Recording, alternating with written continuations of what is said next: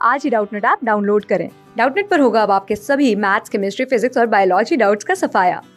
बस अपने क्वेश्चन की फोटो खींचो, उसे क्रॉप करो और तुरंत वीडियो सोल्यूशन पाओ। Download now.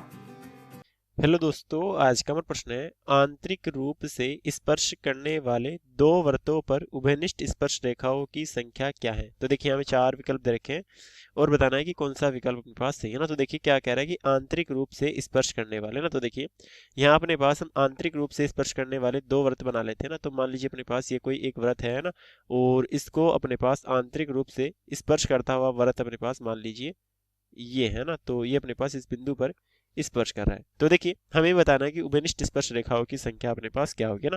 स्पर्श रेखा मतलब कि जो अपने पास वृत्त को स्पर्श करते हुए जाए ना, जैसे कि अपने पास ये कोई इस बाहरी वृत्त के अपने पास स्पर्श रेखा है। अब देखिए हमें उभयनिष्ठ स्पर्श रेखा चाहिए। तो उभयनिष्ठ स्पर्श रेखा मतलब कि जो इस अंदर वाले वृत्त की भी हो। तो चलिए हम अंदर वाले वृत्त को अपने पास यहाँ C1 बोल देते हैं ना। तो अंदर वाला वृत्त अपने पास C1 है और बाहर वाला वृत्त जो है वो अपने पास C2 है। तो जो C1 और C2 दोनों की अपने पास स्पर्श रेखा हो, तो देखिए वो अपने पास इस स्पर्श बिंदु पर मिलेगी। हाँ, उभयनिष्ठ स्पर्श रेखा अपने पास कब प्राप्त होगी? तो जो स्पर्श बिंदु है ना, जहां अपने पास ये एक दूसरे को टच कर रहे हैं, उसी बिंदु पर अपने पास हम स्पर्श रेखा खींचेंगे तो हमें स्पर्श रेखा उभयनिष्ठ स्पर्श रेखा प्राप्त होगी ना। तो यहाँ अपने पास हम कह सकते हैं कि उभयनिष्ठ स्पर्श रेखाओं की संख्या जो है ना, उभयनिष्ठ स्पर्श रेखाओं की संख्या ना, उभयनिष्ठ स्पर्श रेखाओं की जो संख्या होगी वो अपने पास बराबर होगी किसके?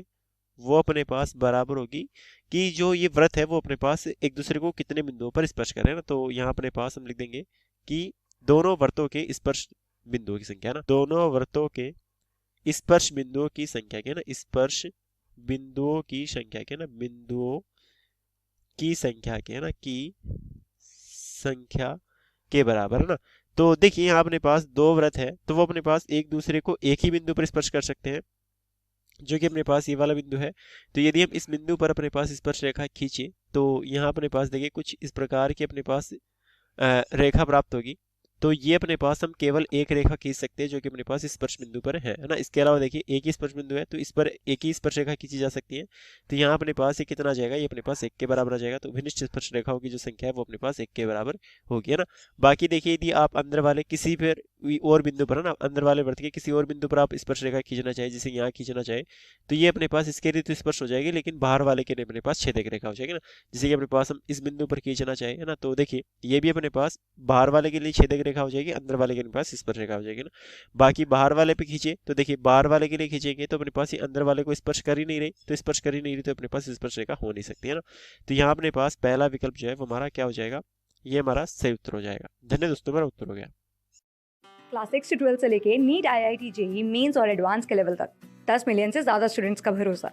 आज ही डाउनलोड करें डाउटनेट ऐप या व्हाट्सएप कीजिए अपने डाउट्स 8400 400 400 पर।